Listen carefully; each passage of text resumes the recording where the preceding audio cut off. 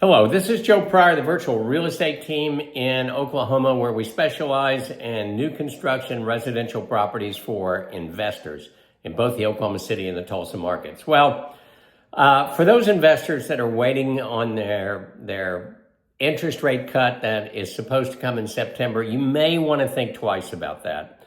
And the reason why is Morgan Stanley is supporting the fact that these new numbers are going to come out for the second month of the row with inflation ticking up from 2.7 the month before to 2.8%.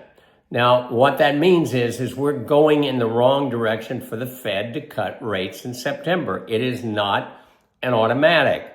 And, we have some economists that say, well, let's take out the volatility. Let's take out food and gasoline and energy.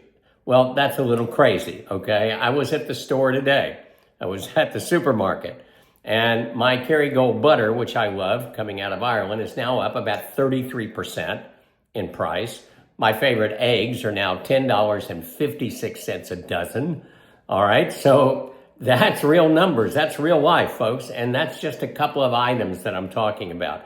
Other items have gone up too. Now, when I put gas in the car, I go to the pump, I'm not seeing anything going down at this point. And so inflation is an extremely important number. And it is something that is going to make the Fed hesitate because that's what they're saying. They're saying, we've got to see the results of these tariffs. And now we have tariffs that are going even higher.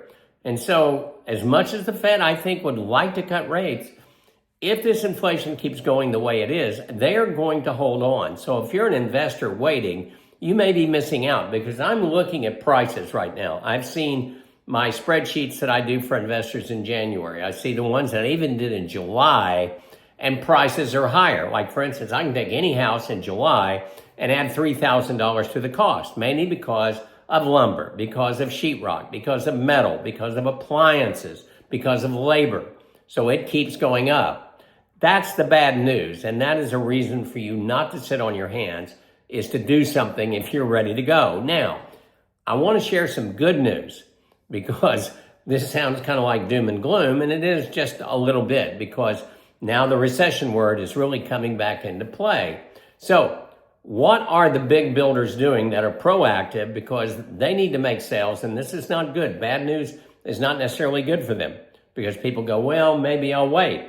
So what they're doing is they are buying down the rates themselves. In other words, if you have a large national builder, they can put up $4 million, $10 million, and buy a package of loans that allow them to get the interest rate down. So for instance, one of our biggest builders has really wonderful houses, and what they have just done is buy down the rate, which normally is going to be, if you take par rate, right now is 6.75% for an investor.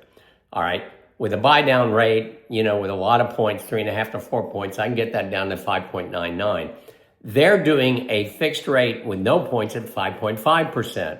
And with points that comes with a closing cost allowance that you can utilize, I can get that down to 5.125%. I have another builder that par is 5.625, and you can do the same kind of thing to buy it down in rates. And so we have builders that are looking for your business right now. They've got some great product and fantastic interest rates. It's not a time to sit on your hands, guys. Do not wait for that September meeting because you may be very disappointed. There was a play called Waiting for Godot. The whole point is Godot never shows.